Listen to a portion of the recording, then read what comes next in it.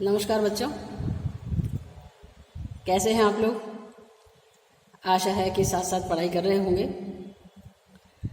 और ये जो हम पढ़ रहे हैं महाकवि कालिदास विरचित कुमार संभवम महाकाव्य, इसका आप आनंद भी ले रहे हैं और ज्ञानवर्धन भी कर रहे हैं। तो पिछले दिनों 27 श्लोक तक हम लोगों ने पढ़ा। आज उसके आगे पढ़ते हैं। कुमार संभवम प्रथम सर्ग, BA भाग तृतीय के विद्यार्थी और मेरे से तो परिचित हैं ही, doctor Sumitra Sharma, associate professor Sanskrit, SVD government college Sardar Shahar. तो चलिए पढ़ते हैं। प्रभा महत्या शिख एव दीपस्त्रिमार्ग एव त्रिदिवस्य मार्गः संस्कारवत्येव गिरा मनीषी तथा स पूतश्च विभूषितश्च। क्या कहते हैं कवि कालिदास। हिमालय का वर्णन जो चल रहा है और उनके पुत्री हो गई है पार्वती, तो उस पार्वती से युक्त वह जो हिमालय है वह अंतिम है चरण पूतश्च विभूषितश्च। उससे वह हिमालय पवित्र हुआ, पूत है पवित्र, और विभूषितश्च और सुशोभित भी हुए। किस तरीके से उपमा दी है कवि ने। प्रभा महत्या शिख एव दीप है, जिस प्रकार अत्यधिक ज्योति से युक्त, महती प्रभा अत्यधिक ज्योति से युक्त शिखा वाले दीपक की तरह से। दीपक जल रहा है, उसकी शिखा है और शिखा में खूब तेज उसकी ज्योति है, प्रभा है, रोशनी बहुत अच्छी हो रही है जिसमें से।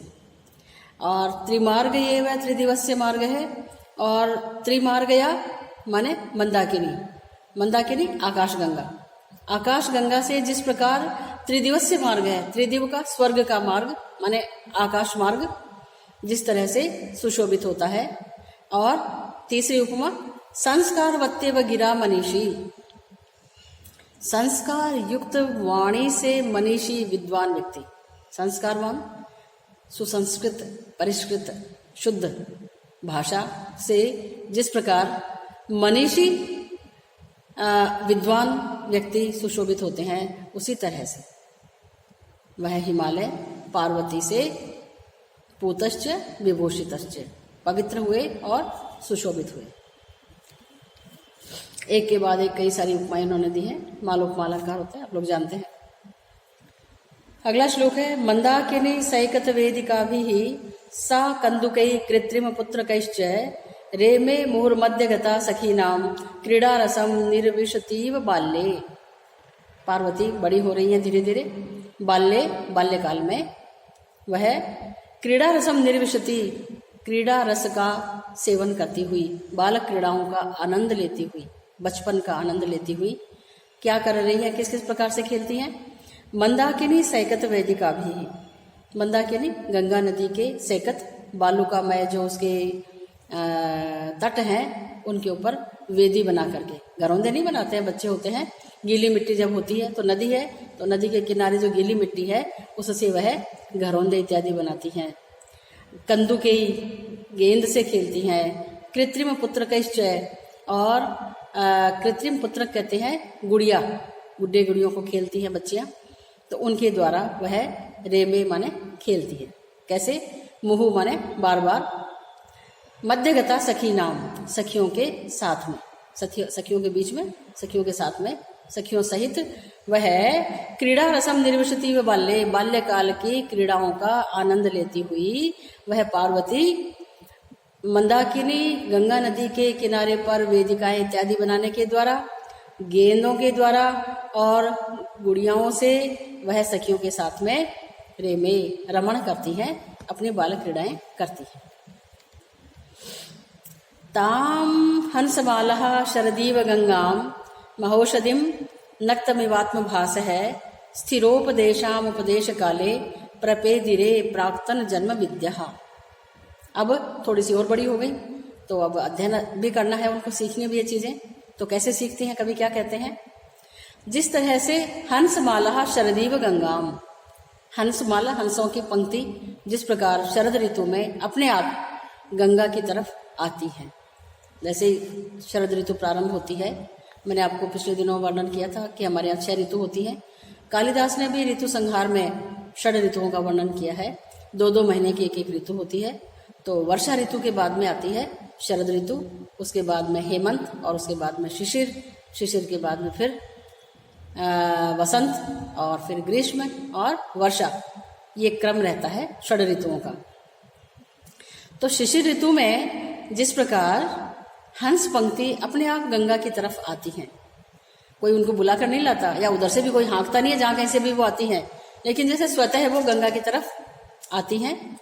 महौषधिम नक्तम इवात्म भास है, और महान औषधियाँ, दिव्य औषधियाँ जिस प्रकार नक्तम रात्रि में आत्मभाष है, स्वयं की चमक से प्रकाशित होने लगती है। पिछले दिनों प्रसंग चला था, अपन ने बताया था, मैंने आपको उदाहरण भी दिया था कि हनुमान जी जब संजीवनी लाने के लिए गए थे तो वो वहाँ पर सारी औषधियाँ जो थी वो दिव्य प्रकाश से आलोकित हो रही थी। उनको समझ में नहीं आया कि कौन सी औषधियों के लिए मुझे सुषेण वैद्य जी ने कहा है, तो उन्होंने दिमाग लगाया और वो तो पूरे पर्वत को उठा लाए थे। तो रात्रि में जो है, जिस तरह से सूर्य का प्रकाश औषधियों के लिए और पर्यावरण के लिए जरूरी है, उसी प्रकार से चंद्रमा की रोशनी भी जरूरी होती है। खैर, तो यहाँ कवि कहते हैं कि रात्रि में जिस प्रकार महान औषधियाँ स्वयं के प्रकाश से आलोकित होने लगती हैं, उसी तरह से स्थिरोपदेशाम, स्थिर उपदेश वाली मेधाविनी है वो, जो कुछ भी पढ़ती हैं वो उनको याद हो जाता है तुरंत।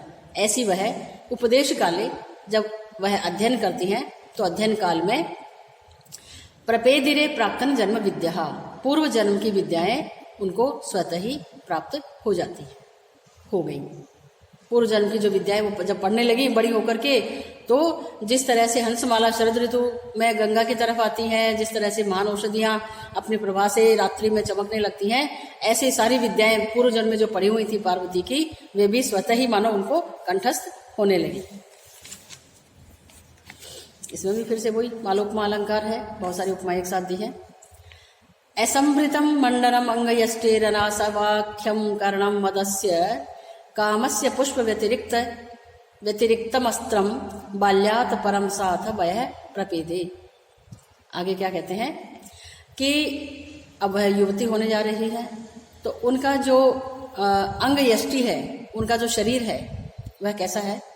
असंभृतम मंडनम, बिना संभृत कहते हैं वैसे सामग्री को, मेकअप इत्यादि के द्वारा, श्रृंगार सामग्री के, ए माने नहीं, बिना श्रृंगार सामग्री के ही जो उनका अंग यष्टि, जो उनका शरीर है, वह अनासवाख्यम कर्णम मदस्य, आसव कहते हैं मदिरा को, अनासव माने बिना मदिरा के ही जो मद का कारण है, अर्थात जिसको देखने से मदिरा पिए बिना ही जो मतवाला हो जाता है। और कामस्य पुष्प व्यतिरिक्तम अस्त्रम, और ऐसा है उनका अंग यष्टि, काम देव के पुष्प के से नहीं बना हुआ होते हुए भी वह जैसे अस्त्र है। अभिज्ञान शाकुंतलम पढ़ते हुए मैंने आप लोगों को बताया था कि कामदेव के 5 बाण होते हैं, पुष्प बाण होते हैं, और वह उन बाणों से व्यक्ति को आहत करता है तो वह प्रेमासक्त हो जाता है। और इसमें भी आगे वर्णन आएगा, ये कुमार की उत्पत्ति जो है वो शिव पार्वती के प्रेमालाप इत्यादि का वर्णन इस महाकाव्य में भी आगे वाले सर्गों में काफी दिया हुआ है। हमने वहां पर पढ़ा था विज्ञान शाकुंतला में, दुष्यंत और शकुंतला की जब प्रेम वार्तालाप चल रहा होता था वहां पर। तो ये कह रहे हैं कि पुष्प के अलावा ही जो कामदेव का बाण है, अस्त्र है, बाल्यात परम, बाल्यकाल के बाद में, सामान्य वह पार्वती, अथवा माने इसके बाद वह प्रपेदे, ऐसी उम्र को वह प्राप्त कर रही थी। बाल्यकाल के बाद में वह इस तरह से युवावस्था को प्राप्त कर रही थी, जिसमें किसी प्रकार का मंडन की आवश्यकता नहीं है, और जो बिना मदिरा पिए ही मतवाला बना देने वाला है उसका यौवन, और जो बिना फूल वाला भी, बिना पुष्प वाला भी कामदेव का अस्त्र बन जाता है, बाण बन जाता है, इस प्रकार का। आगे चलते हैं।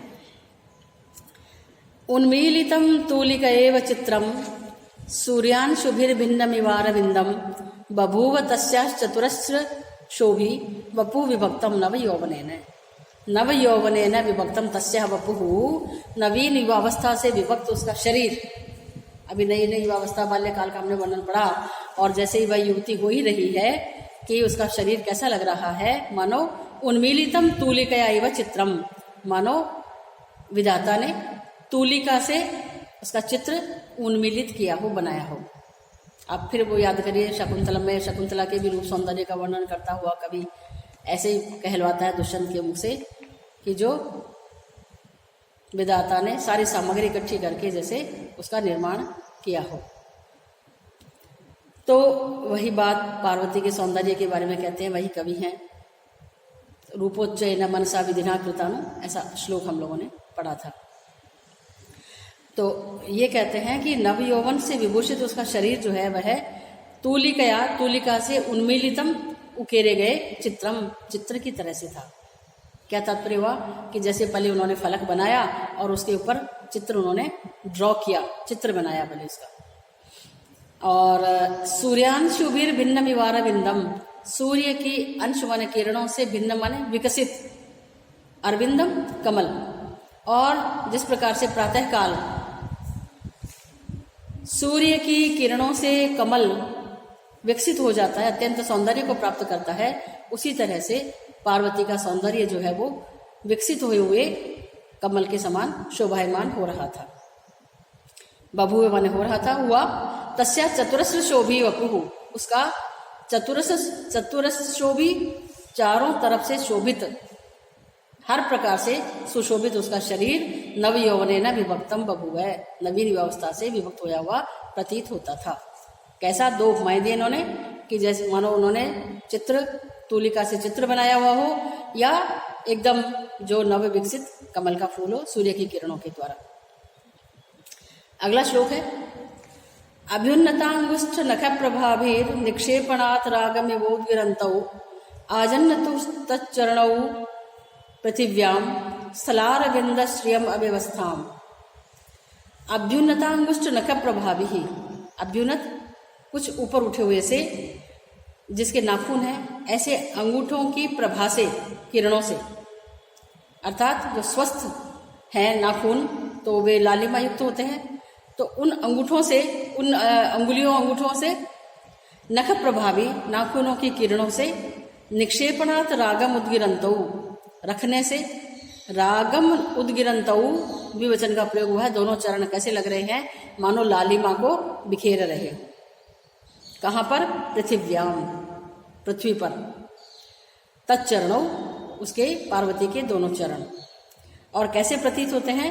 मानो स्थलारविंद श्रियम अव्यवस्थाम, स्थल अरविंद की शोभा को आजन्नतु माने प्राप्त कर रहे थे। स्थल जमीन पर खिले हुए जैसे कमल हो। कैसे कमल? अव्यवस्थाम, चलायमान, क्योंकि पैर रख करके जब वो चल रही हैं तो जो थोड़ा उंगलियों पर थोड़ा सा दबाव पड़ता है तो उसमें लालिमा युक्त है उसके नाखून, तो वह लाल रंग जैसे वहां से निकल रहा है जैसे। और उसके पद चिन्ह कैसे बन रहे हैं? पैर कैसे लगे जा रहे हैं? जैसे कमल हो। कमल एक जगह स्थायी नहीं, चलायमान, क्योंकि एक के बाद एक वह कदम बढ़ा रही है, तो चलायमान कमल की तरह से उसके चरण शोभित हो रहे हैं। चरणों, दोनों चरण, दोनों पैर। तो मैं सोचती हूँ समझ में आया होगा। देखिए, अभ्युन्नता अंगुष्ठ नख प्रभावी ही, लाल उंगलियों के नख की किरणों से निक्षेपणात् रागम विवोद्गिरन्तौ, रखने से, लालिमा को बिखेरते हुए से, तच्चरणों, उसके दोनों चरण, पृथ्वी पर अव्यवस्थाम चलायमान स्थल अरविंद की श्री माने शोभा को आजन्नतु माने धारण कर लेते थे। इसमें निदर्शन अलंकार का वर्णन हुआ है। और आज का अगला श्लोक पढ़ते हैं। सा राज हंसेरिव सन्नतांगी गतेषु लीलांचित विक्रमेषु व्यनीयत प्रत्युपदेश लुब्धैर आदित्सुभिर नूपुर सिंजितानी।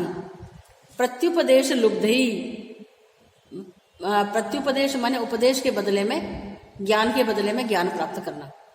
तो सीखने की बदले में सीखने की इच्छा से नूपुर सिंजितानी, जो नूपुर की मधुर ध्वनि से युक्त हैं, ऐसे राज, ऐसे उसके चरणों की मधुर ध्वनि को सीखने की इच्छा से राजहंस जो है वो क्या करते हैं? सन्नतांगी सा, कुछ सन्नत हैं अंग जिसके, कुछ झुके हुए हैं स्तनों के बाहर से अंग जिसके, कुछ थोड़ा सा झुक करके जो चल रही हैं, ऐसी वह पार्वती लीलांचित विक्रमेशु विलास युक्त विक्रम पदन्यास करने के द्वारा मानो वो उनको शिक्षा दे रही है। किनको? राजहंसों। क्या बताना चाहते हैं कवि कि राजहंस जो हैं वो राजहंसों की चाल आप लोग जानते हैं बहुत सुंदर होती है, एक अलग तरह की होती है। तो पार्वती भी उसी तरह से चलती हैं। तो वो चाल किससे सीखी उसने? राजहंसों से। और राजहंस उससे बदले में क्या सीखना चाहते हैं? जो नूपुर सिंजिताने जो उसकी ध्वनि है, उसने पैरों में पायल इत्यादि पहन रखे हैं, तो उनकी मधुर ध्वनि होती है। उस मधुर ध्वनि को सीखना चाहते हैं हंस लोग, और उसके बदले में उन्होंने उसको क्या दिया है? चाल, अपनी जो चलने की जो स्टाइल है, चलने का जो क्रम है, वो उन्होंने दिया है। श्लोक अर्थ क्या हुआ कि पार्वती की गति जो है, और पार्वती कैसी है? सन्नतांगी, कुछ झुके हुए अंगों वाली पार्वती की गति ऐसी सुंदर लगती है मानो इसके चरण नुपुरों की मधुर ध्वनि को सीखने की इच्छा वाले राजहंसों ने शिक्षा के बदले में पार्वती को पहले से ही विलास युक्त पद विन्यास करने की, कदम रखने की शिक्षा दे दी। तो आप लोग यहाँ तक पढ़िए इसको। इस श्लोक में भी उत्प्रेक्षा अलंकार है, और मैं आशा करती हूँ कि आप लोग घर बैठे जो आप लोगों को ज्ञान प्राप्त हो रहा है उसका अधिक से अधिक उपयोग करें।